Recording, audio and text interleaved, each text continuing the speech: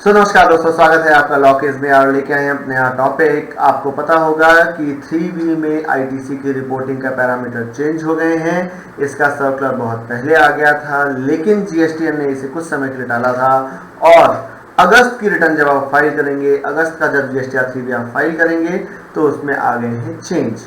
तो चेंज क्या आए हैं इस वीडियो में हम जानेंगे। चेंजेस क्या आए हैं और उनका इम्पैक्ट क्या है और किस तरह से आप आईटीसी को आगे अपने यहाँ दिखा सकते हैं। प्लस मैं ये भी बात करूंगा कि जो चेंजेस आए हैं उसमें जो पिछले ट्रांजेक्शन का आपका आईटीसी पेंडिंग आ रहा है। मान लीजिए पिछला आपका आईटीसी कुछ ऐसा आ रहा होगा जो 2B में दिख रहा है लेकिन आपकी बुक्स में नहीं आया था, या जो बुक्स में दिख रहा है 2B में नहीं आया था, उसको किस तरह से आपको ट्रिकअप करके चलना है हम वो भी बात करेंगे। तो वीडियो को अंत तक जरूर देखें। और दोस्तों हम इसमें ये भी ऑप्शन बताएंगे कि आपका कोई ऐसा आईटीसी जो अभी नहीं दिख रहा है या एलिजिबल में आपने पहले दिखा दिया है, उसको भी आप कैसे दिखाएंगे। तो वीडियो को अंत तक बने रहें और देखते रहें। धन्यवाद दोस्तों। तो जैसा कि वीडियो का टाइटल है हमारे कि अगस्त का 3B फाइल करने से पहले ये वीडियो ज़रूर देखें, तो ऑब्वियसली अगस्त का 3B फाइल करने से पहले आप इस वीडियो को देखें और अपने 3B को बिल्कुल करेक्ट फाइल करें। दोस्तों ये अभी हमने विंडो लिया है पुराने पीरियड के आईटीसी का। अगर आप जुलाई तक का 3B देखेंगे तो आपको ये वाला पोर्शन कुछ इस तरीके से दिख रहा होगा, लेकिन आने वाले समय में ये पोर्शन चेंज हो गया है। इसमें जो चेंज हुआ है उसको हमने कंपैरिजन वाइज भी आगे बात की है। तो जानते हैं ये चेंजेस क्या हैं और इसका इम्पैक्ट क्या होने वाला है आईटीसी रिपोर्टिंग में, किस तरह से आपको प्रॉब्लम्स आने वाली हैं दोस्तों। तो उन प्रॉब्लम्स को भी जानेंगे और उनका सोल्यूशन भी बात करेंगे। दोस्तों अगर हम बात करें टेबल A4A की, तो जो जीएसटीआर 3B की टेबल 4A है, आप अभी तक उसमें आईटीसी दिखाते थे इंपोर्ट ऑफ गुड्स का, इंपोर्ट सर्विसेज का, आरसीएम जो टैक्स पे किया गया उनके अगेंस्ट में आप आईटीसी ले रहे हैं तो आप वो दिखाते थे। आपका आईएसडी से कोई क्रेडिट रिसीव हुआ है आप वो दिखाते थे, और बाकी सभी आईटीसी आप ऑल द आईटीसी में दिखा दिया करते थे, जिसमें आपका मेजरली इनपुट्स का, इनपुट सर्विसेज का और कैपिटल गुड्स का आईटीसी शामिल होता था। तो ये अभी भी वैसे ही दोस्तों रहेगा। बस इसमें गवर्नमेंट ने ये बोला है कि ITC shall be auto populated on the basis of the GSTR 2B। Eligible और इनएलिजिबल दोनों आपका आएगा। जितना भी आपका एलिजिबल आईटीसी है या इनएलिजिबल आईटीसी है वो जीएसटीआर 3B के बेस पे आपका ऑटो पॉपुलेट होगा। इसको आपको छेड़ना नहीं है। छेड़ना इसमें केवल दोस्तों जो आपको छेड़ना है वो A5 को छेड़ना है, यानी ऑल अदर आईटीसी को आप थोड़ा बहुत अपनी जरूरत के हिसाब से मॉडिफाई कर सकते हैं। तो हम बात करेंगे कि आप क्या हद तक मॉडिफाई कर सकते हैं, क्या हद तक मॉडिफाई नहीं कर सकते हैं, उसकी भी हम आगे बात करेंगे। गवर्नमेंट ने कहा ITC time barred and ITC rejected due to POS provision shall not be auto populated. यानी अगर आपका आईटीसी इनएलिजिबल है, गवर्नमेंट ने वही फ्लैग कर रखा है। जैसा आप 2B डाउनलोड करते हैं तो उसमें कॉलम आता है आईटीसी यस नो एलिजिबिलिटी के लिए। तो अगर आपने आईटीसी एलिजिबल है या नहीं एलिजिबल है, गवर्नमेंट ने वहाँ फ्लैग किया हुआ है। अगर वो इनएलिजिबल होगा तो वो ऑटो पॉपुलेट नहीं होगा। अगर पॉज प्रोविजन की वजह से आईटीसी नहीं मिलना है तो वो भी आपका ऑटो पॉपुलेट नहीं होगा। अब इसमें इनएलिजिबल आईटीसी जो ऑटो पॉपुलेट नहीं होगा, इसमें ध्यान रखिए दोस्तों, इसमें वो आईटीसी ऑटो पॉपुलेट नहीं होगा जो लास्ट ईयर का आईटीसी इस ईयर की ड्यू डेट के बाद, जैसा कि पता है आपको कि किसी वर्ष का आईटीसी अगले वर्ष के सितंबर माह की 3B फाइल करने तक ही क्लेम किया जा सकता है। तो अगर आपका उसके बाद कोई आईटीसी है तो वहाँ इनएलिजिबल होके आता है तो वो आईटीसी आपका यहाँ ऑटो पॉपुलेट भी नहीं होगा। जो सर्कुलर गवर्नमेंट ने इशू किया था उसके बेसिस पे amount will be auto populate from GSTR 2B। However tax payer has to verify the correctness on the basis of the purchase register. तो कभी भी आप जानते ही हैं सरकार हमेशा दोनों तरफ की बात करती है। मैं आपको सब दे दूंगा लेकिन आपको वेरीफाई करना है। तो अगेन सब ऑटो पॉपुलेट होगा लेकिन आपको अगेन वेरीफाई करना है। तो दोस्तों जैसा कि मैंने बताया टेबल 4A5 में आपका चेंजेस कर सकते हैं। तो टेबल 4A5 में आईटीसी कौन कौन सा आता है? ITC as per GSTR 2B, यहाँ 2A है तो ITC as per GSTR 2B। दूसरा, अगर कोई आईटीसी आप रीक्लेम कर रहे हैं जो पहले रिवर्स किया गया था, वो क्या क्या हो सकता है दोस्तों? जो आईटीसी आप रीक्लेम कर रहे हैं जो पहले रिवर्स किया गया था वो भी ऑल अदर आईटीसी में आएगा।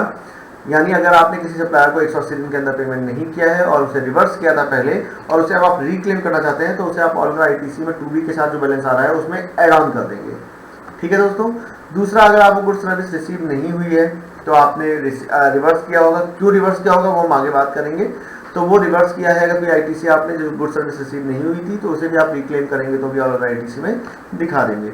तीसरा, आपने टैक्स पे वेंडर को पेमेंट कर दिया, माल रिसीव होकर के वेंडर ने उसका आईटीसी टैक्स पेमेंट नहीं किया, आपने जीएसटी 2B में दिख रहा है लेकिन 3B फाइलिंग नहीं है, तो सरकार कहती है वहाँ भी आपको आईटीसी नहीं मिलेगा, तो वो भी आपका रिक्लेम यहाँ पे तभी आएगा। अब बात करते हैं दोस्तों टेबल 4B की। टेबल 4B में हम बात करें तो उसने कहा कि as per rule 38, 42, 43 of GST act and section 17(5) का आईटीसी टेबल 4B में जाएगा पॉइंट नंबर 1 में। दूसरा, उसने कहा इसमें जो रिपोर्टिंग करेंगे आप वो करेंगे मैंडेटरी रिपोर्टिंग होगी, सेक्शन 17(5) में जो भी आईटीसी आपको एलिजिबल नहीं है, यानी जो भी सेक्शन ब्लॉक क्रेडिट जिसे बोलते हैं हम लोग, 17(5) में जो भी डिसअलाउड क्रेडिट है वो आप यहाँ रिपोर्ट करेंगे।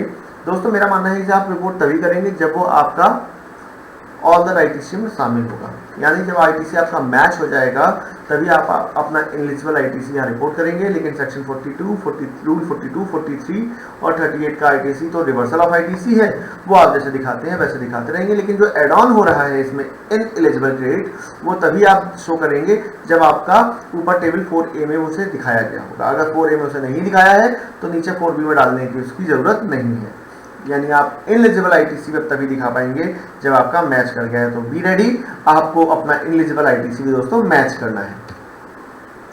दूसरा जो कॉलम आता है 4B में वो होता है 2, वो होता है अदर्स का, आरआईटीसी अदर्स। इसमें आप कौन सा आरआईटीसी करेंगे दोस्तों? मान लीजिए आपका एक 2B है, फॉर द मंथ का 2B है, उसमें बहुत सारी इन्वाइसेज आ रही हैं।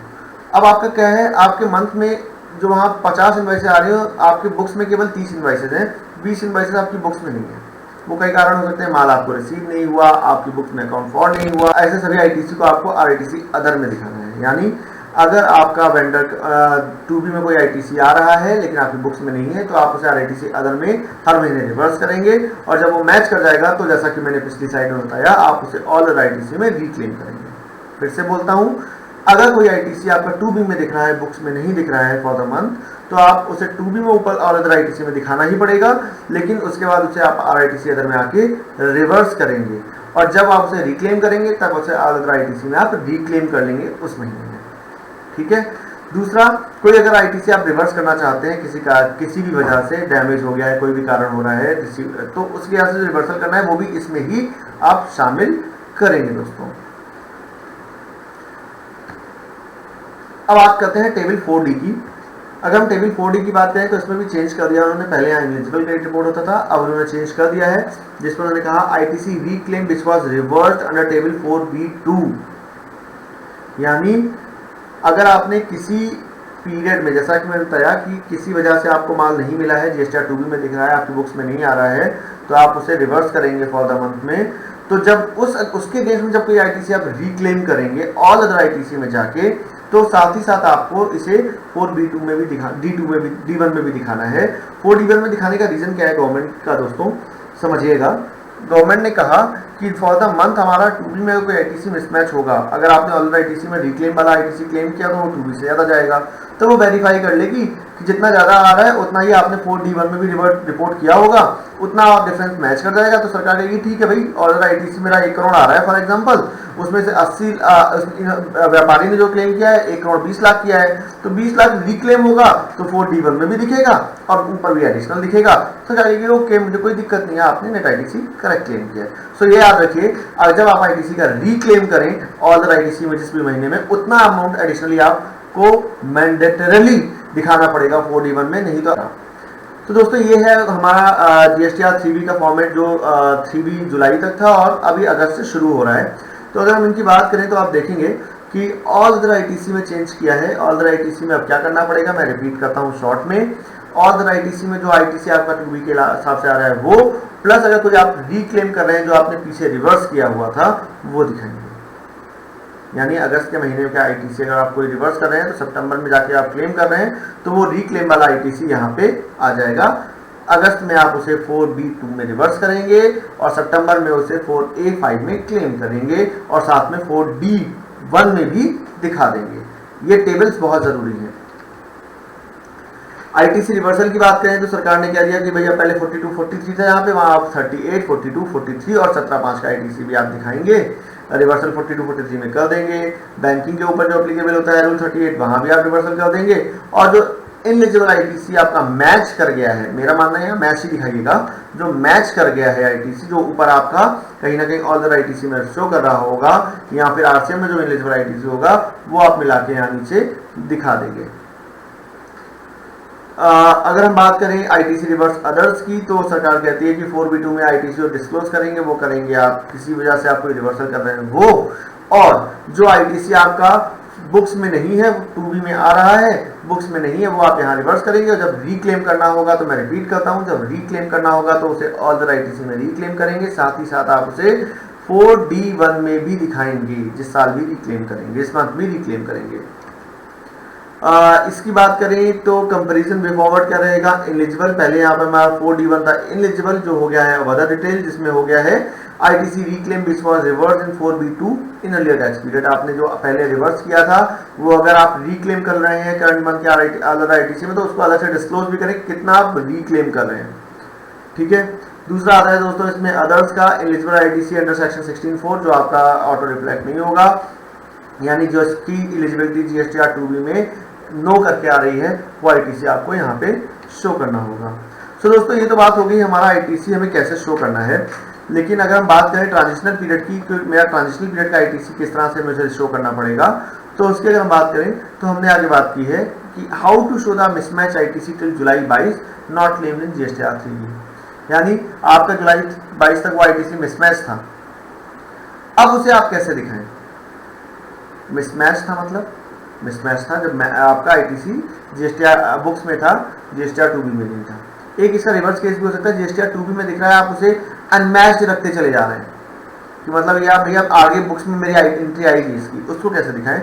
तो दोस्तों हमने उसकी बात यहाँ पे की है कि आपके पास दो ऑप्शन है, लेकिन मेरा मानना है पहला ऑप्शन ज़्यादा वैलिड है, आप दूसरा ऑप्शन ले सकते हैं, लेकिन मैं पहले ऑप्शन को ही आपको रिकमेंड करूंगा। पहला ऑप्शन ये है कि आप all such ITC which was not shown in GSTR 3B earlier due to non processing of bill और any other reason but available in GSTR 2B, यानी आपकी जीएसटीआर 2B में जो आईटीसी आज तक आप मैच नहीं कर पाए, जो इनवाइस आपकी बुक्स में नहीं आई थी, वो आईटीसी आ रहा होगा, उसको आप अगस्त 22 की रिटर्न में ऑल अदर आईटीसी में रिक्लेम करें और फिर फर्दर रिवर्स कर दें 4B2 में आरआईटीसी अदर्स में। यानी जो आईटीसी आपका 2B में अभी तक आ रहा है पेंडिंग जुलाई तक के 2B में, और बुक्स अगस्त के 3B में भी आप उसे क्लेम नहीं कर रहे हैं, अगस्त 3B में क्लेम कर लेंगे तो आप क्लेम कर लेंगे, कोई दिक्कत नहीं है, लेकिन अगस्त के 3B में भी क्लेम नहीं कर रहे हैं, तो वो सारा का सारा आईटीसी आप ऑल अदर आईटीसी में एड ऑन करें, साथ ही साथ 4B2 में रिवर्स कर दें, तो क्या होगा, आपका नेट आईटीसी बन जाएगा। दूसरा, जब आपका ये एलिजिबल हो जाए, यानी जब आपकी ये बुक्स में आईटीसी आ जाए, तब जाके आप उस आईटीसी को रिक्लेम करें ऑल अदर आईटीसी में दोबारा और शो कर दें 4D1 में। तो इससे क्या होगा, आपका हमेशा 2B के साथ मैचिंग बनी रहेगी और अननेसेसरी का नोटिस नहीं आएंगे। वन टाइम एक बार ये एक्टिविटी अगस्त के महीने में आपके करने में हो सकता है क्लैरिफिकेशन सरकार मांगे, क्योंकि सरकार ने इस ट्रांजिशनल के लिए कोई क्लैरिफिकेशन अभी तक नहीं दिया है। दूसरा मैं ऑप्शन जो कहता हूं कि रिलेवेंट भैया जब भी मैच कर जाता है आप ऑल आईटीसी में दिखाओ और 4D1 में शो कर दो कि मैं रिक्लेम कर रहा हूं। हालांकि वो रिक्लेम नहीं है, लेकिन आपका इसको उपाय नहीं बनता, ऑल आईटीसी में दिखा के आप तुरंत 4D1 में दिखा दें। ITC disclosure, ITC to be claimed in GSTR 3B reflecting in GSTR 2B for previous month also be to be covered in option 1। मतलब ITC कोई ऐसा जो क्लेम करना है GSTR 3B में और रिफ्लेक्ट कर रहा है GSTR 2B में पिछले महीने के, वो भी आप ऑप्शन 1 के हिसाब से ही ले जाएं। दोस्तों आज के लिए केवल इतना ही। अगर आपको ये वीडियो पसंद आया हो तो हमारे चैनल को सब्सक्राइब कीजिए, वीडियो को लाइक कीजिए। मुझे पता है ये वीडियो थोड़ा लंबा हो गया, लेकिन इंपॉर्टेंट टॉपिक था तो दिखाना ज़रूरी था। अगर आपको वीडियो पसंद आया हो तो वीडियो को लाइक करें, चैनल को सब्सक्राइब करें और वीडियो को ज़्यादा से ज़्यादा शेयर करें ताकि ये इन्फॉर्मेशन कई लोगों तक पहुंच सके। अगर आपको कोई दिक्कत आ रही है इस वीडियो में तो मैं डिस्क्रिप्शन में अपना हमारी ईमेल डाल के दूंगा, आप हमसे बात कर सकते हैं, हमारी ईमेल पर कॉन्टैक्ट कर सकते हैं, हम आपकी पूरी से पूरी मदद करेंगे। धन्यवाद दोस्तों।